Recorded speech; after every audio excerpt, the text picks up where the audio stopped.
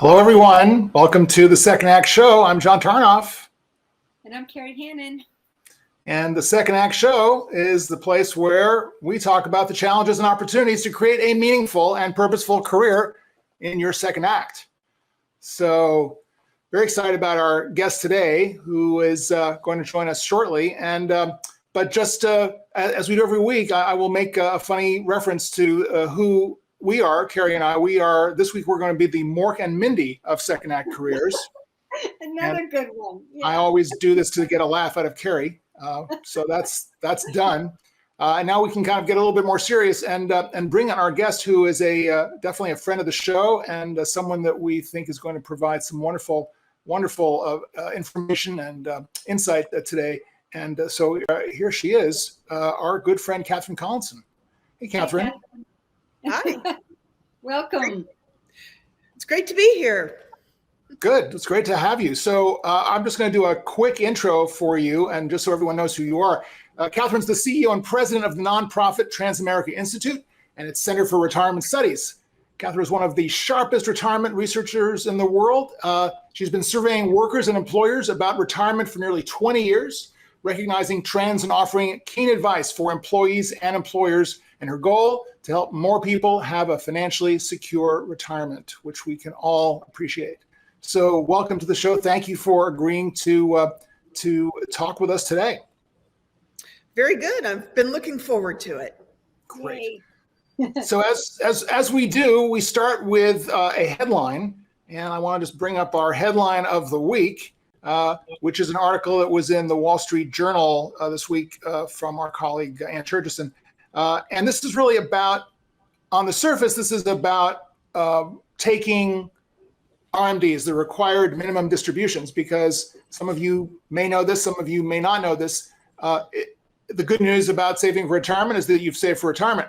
Bad news is that you may not be able to use all of it. You may have to pay taxes on some of it, and you can't leave it in those accounts forever. You have to start taking it out.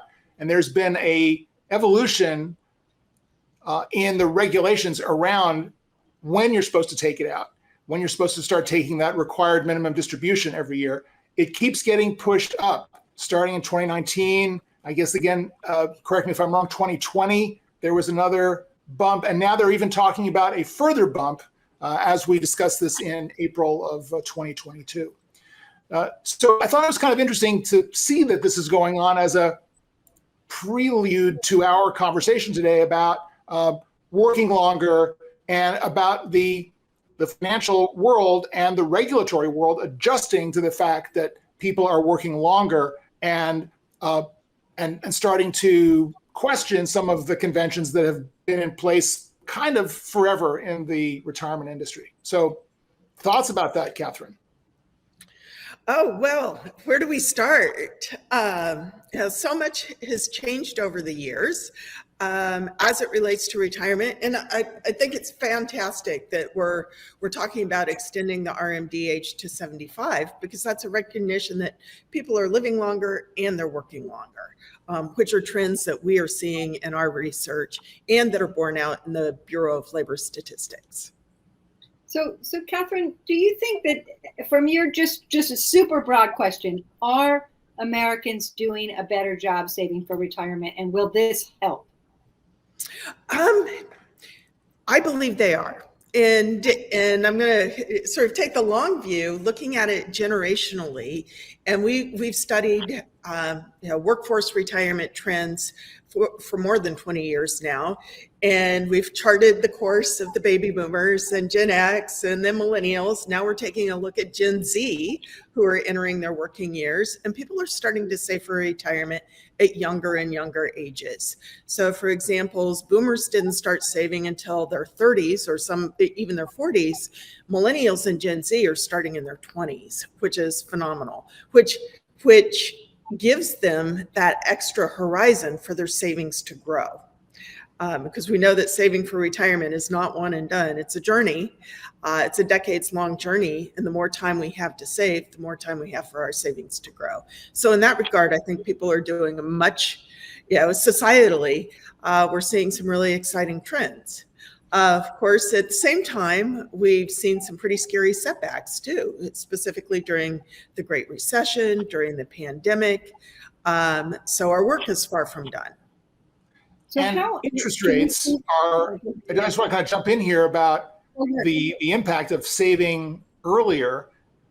Will that be, I mean, it's hard to predict the future, of course, but it looks like we are entering into a very different period now, an inflationary period, low interest rates, although I suppose those could change.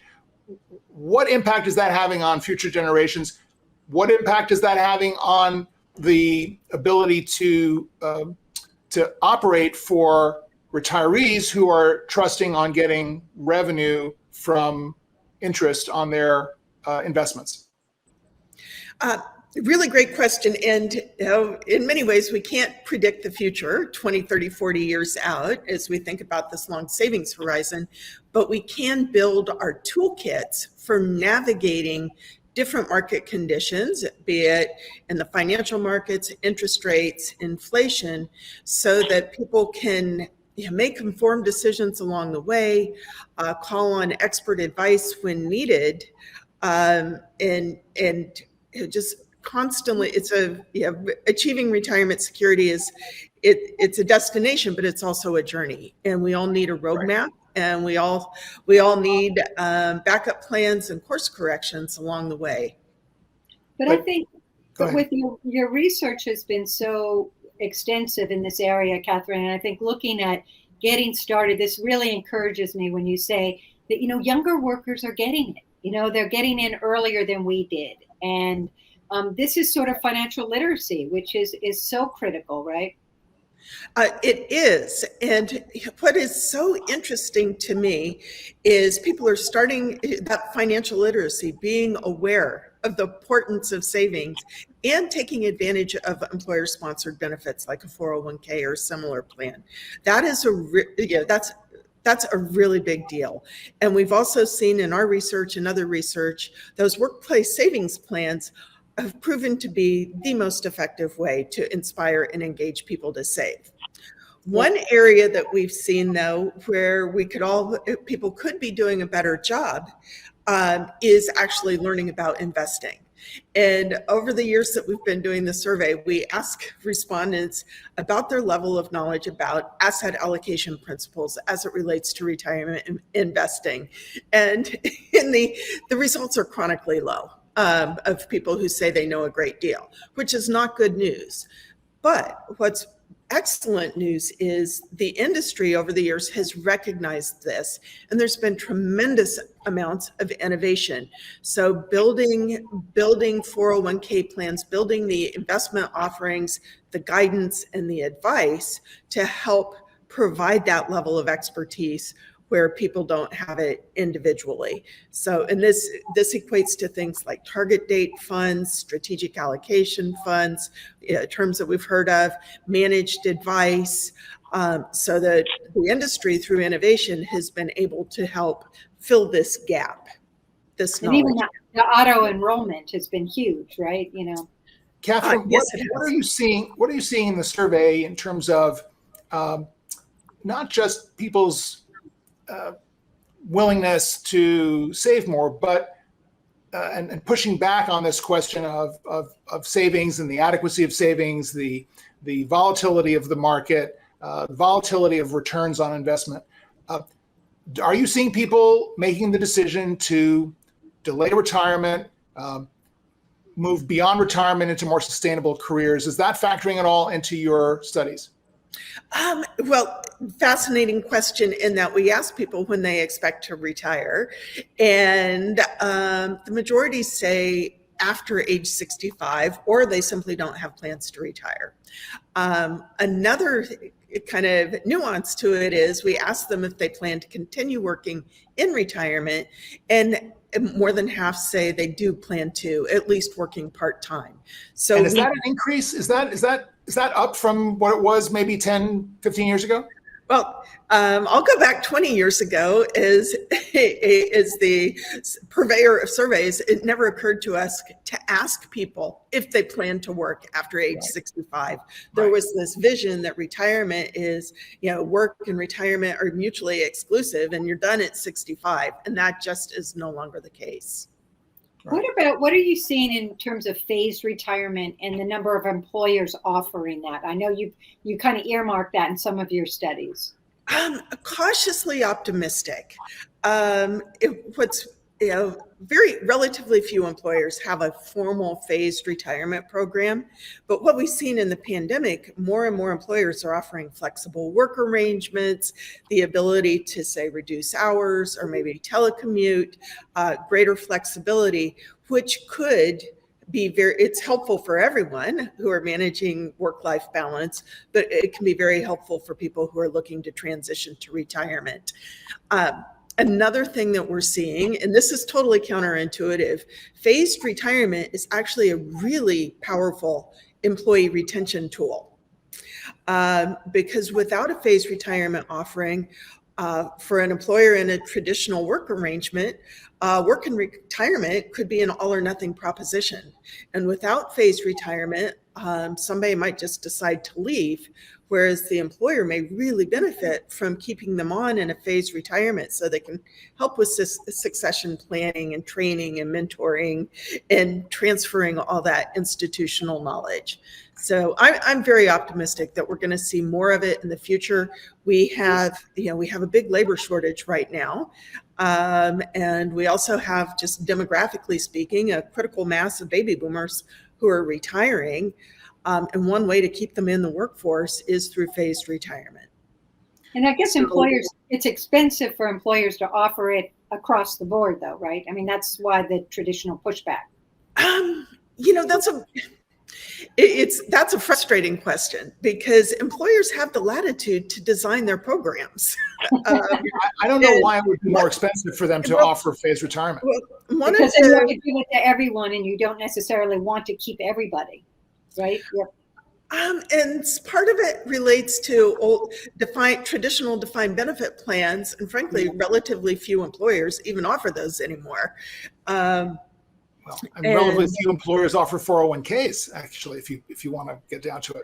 Well, our research has better news. Improving? Yeah, especially larger employers and employers with more than 100 employees. The vast majority offer a plan. It's in that small business, the small startups and the small end of the market where we're working to increase sponsorship rates.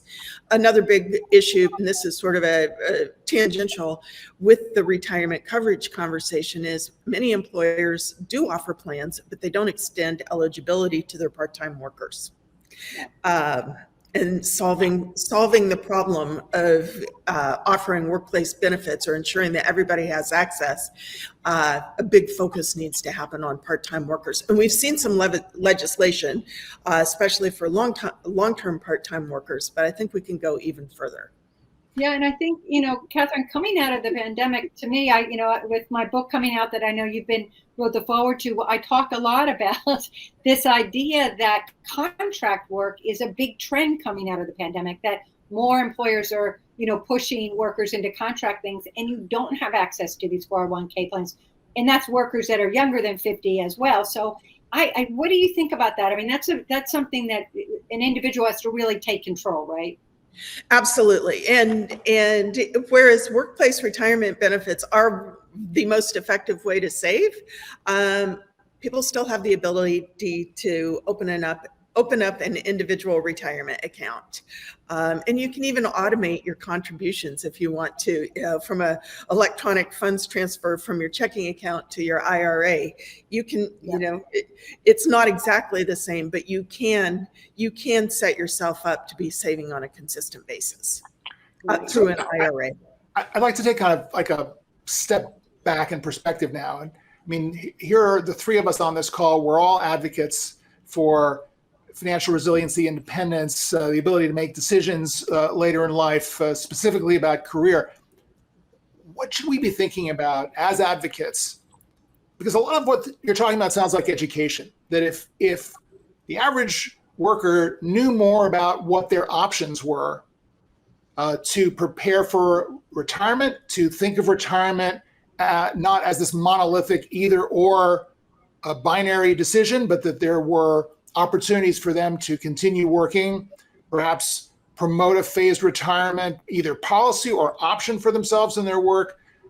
What should we be doing as advocates to try to create this better work future for everyone?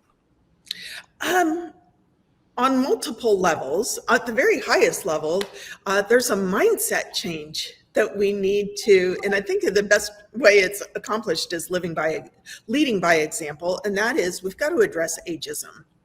And ageism is still pervasive, and it is limiting our ability to achieve success. People have the potential to live longer than ever before, yet we still have these sort of lingering, outdated notions about what aging means, and some stigma associated with it. And for example, working with interns and a lot of younger people, oh, that retirement, that's something for older people. Well, no.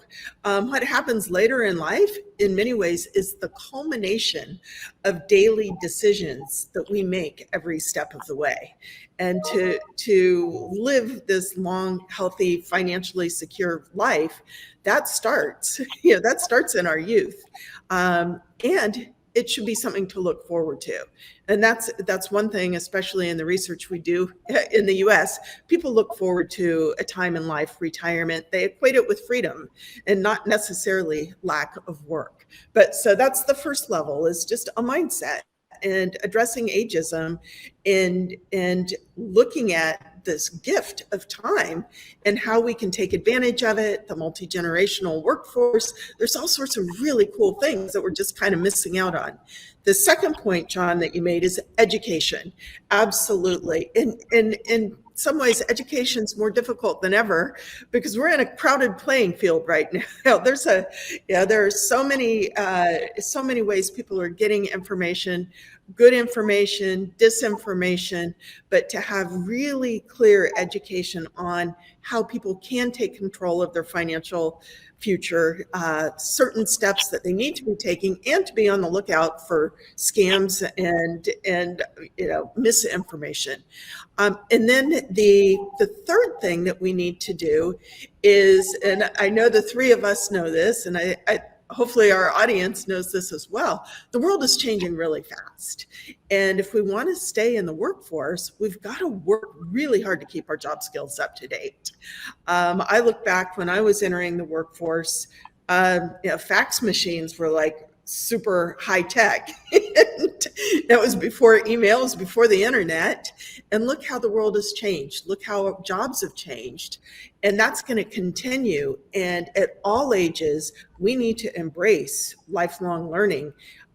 One, just to keep up with the times, but two, to keep our skills up to date and employable, either through others or to position ourselves to do freelance or contract work.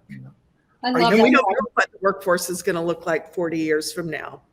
Yep. At Transamerica, are you in the other work that you're doing, not just in the annual survey, but through the other initiatives you're doing? Are you looking to get into these areas of education and communication, kind of the intergenerational piece?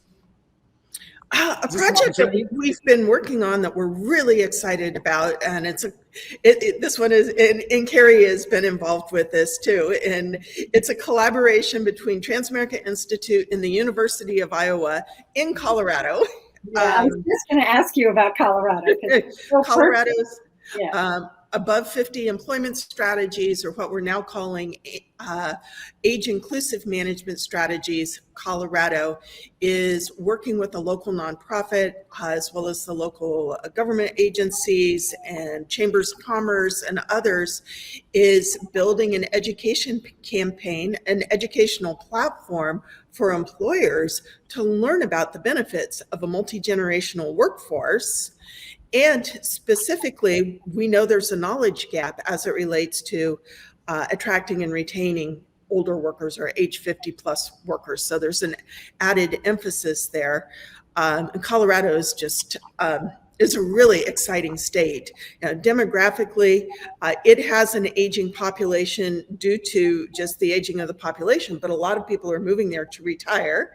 It has very diverse industries. It has a lot of startup companies, and they have a labor shortage. So I think it's a real state that can be a model for what they're doing. And Catherine, the work you're doing there is tremendous because, John, not only is it, getting employers educated about what the older worker has to offer them, but it also, these programs that Catherine just mentioned about education, there's career coaching involved for older workers. There are skill matching and reskilling programs. And this is something that every state could do similar things, right? I mean, we're seeing a lot of the movement there, Catherine, that if we can hold that up and say, hey, you guys can do this too.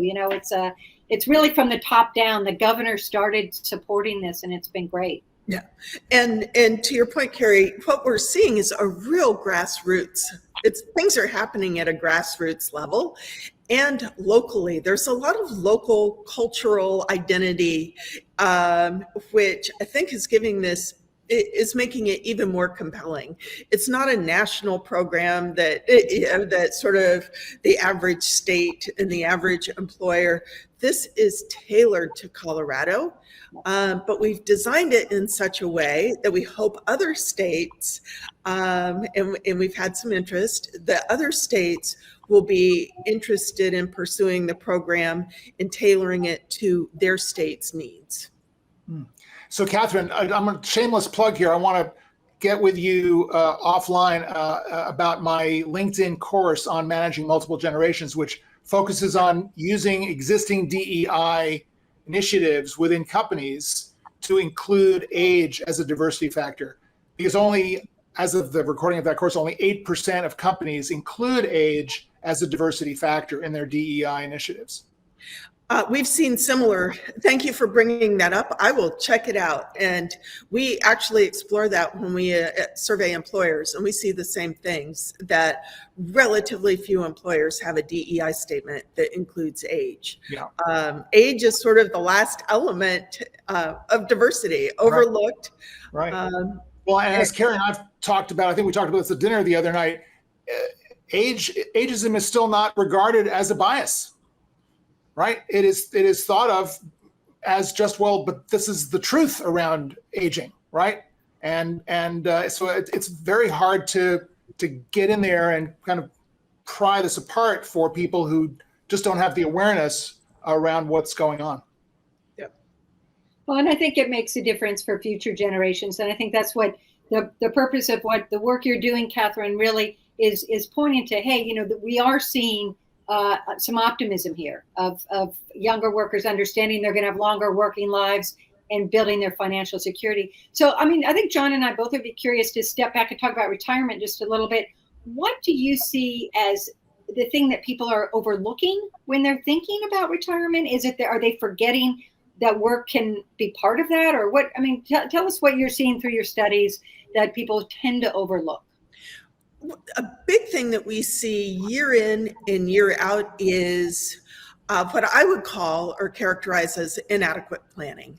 Relatively few people, we look at retirees, only about 1 in 4, if that, say they had a written financial plan, a retirement strategy when they retired. And then even for people in the workforce, we're seeing higher rates of people engaging in financial planning, but they really should be much higher. And that's again, how do you reach a destination if you don't have a roadmap to get there and haven't identified the roadblocks, the missing bridges, the detours, which our path to retirement will inevitably have. That's life. But many people are just overlooking that. And that's something that could be relatively easily addressed. I'm not saying it's fun, but it's doable. And especially people who are offered retirement benefits in the workplace, retirement plan providers often provide all the planning tools to help you get started and keep going. That's, for me, that's like one of the biggest things. And then missing the match, they don't. So, Catherine, No. what would you say is the first, if someone's listening and thinking, okay, well, I haven't done the planning, I'm not exactly sure where to turn. What is that first step that someone should take? Okay, so the very first step is if you have access to a 401k plan, contact the plan provider, ask them where to get started, see what tools are already available as part of the plan. Other things that you could do is if you're working with a bank or credit union, they could help you get started. And a lot of the legwork, though, you're going to have to do yourself. You're going to have to pull together all of your various accounts, your bank accounts, your 401k accounts, your debt, credit cards to create your own personal balance sheet. We'll tell you to do that, but you have to do that homework yourself. And that's the starting point, just taking that financial look in the mirror. Then it gets kind of exciting because you can create a budget, then goal setting, both short-term and long-term. They don't have to be mutually exclusive. And that can really help prioritize things. If you have a really clear idea of what you want, it makes your daily expenditures a lot easier. If you've got your eye on the prize, be it short-term or long-term, it makes it easier to cut back on certain things that you might not otherwise be mindful about. I have a barking dog in the background, not my dog. But here's my quiz question about women. Okay, I can't let you off without saying, what are you seeing? Are you hopeful about younger women planning for their financial security? There's lots to be hopeful, especially in looking at the progress of women. And I was looking at this a few days ago. Over the course of 50 years, women's educational attainment, women have actually surpassed men in terms of, just by a smidge, in terms of having a college degree. We are closing the gender pay gap. Not quickly enough, but that's happening. So that's also really exciting. We did have something during the pandemic, women dropping out of the workforce to attend to business. As parents, caregivers, CEOs of their household, we hope they come back. Because life decisions, time out of the workforce can have some pretty serious implications long term. But Carrie, to your point, we see women contributing to retirement plans, being offered plans, not the extent to which men are offered plans, because women are more likely to work part-time, which I mentioned earlier, is solving for that is addressing part-time workers. But when offered a plan, women are saving in those plans, they're taking advantage of them, growing their savings. There's just more that we need to do to build on the momentum that already exists. But we still see a retirement savings gap between men and women. And by the way, it isn't one of the things that's so important when we talk about this. It's not right or wrong. It's men could be saving and planning a lot more too, but we just see a big gap between women's level of engagement and savings compared with men. Thanks.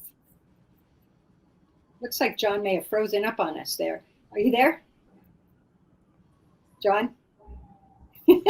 Well, I think that's an important point to make, Catherine, because you and I follow women and money so closely that it's an important issue. John, are you back with us? Am I back? Yeah, it looked like you were frozen. Hello? Yeah. Yeah. Just as you know, I'm in a undisclosed remote location today, so that's affecting my bandwidth. I think we're going to turn it over to you. I think we're just about at time, aren't we? So before we wrap, Catherine, thank you so much for talking with us today. Do you have any other thing you'd like to share before we go? Well, I'll take the opportunity, and that is as we have these conversations, that we just keep reminding ourselves we have the potential to live longer than ever before, but this gift of extra time is not an entitlement. It's something that we have to work towards.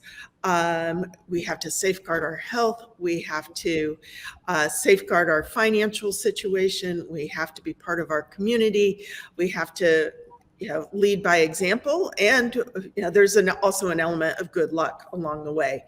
But if we can, especially we've been through so much the last couple of years with the pandemic.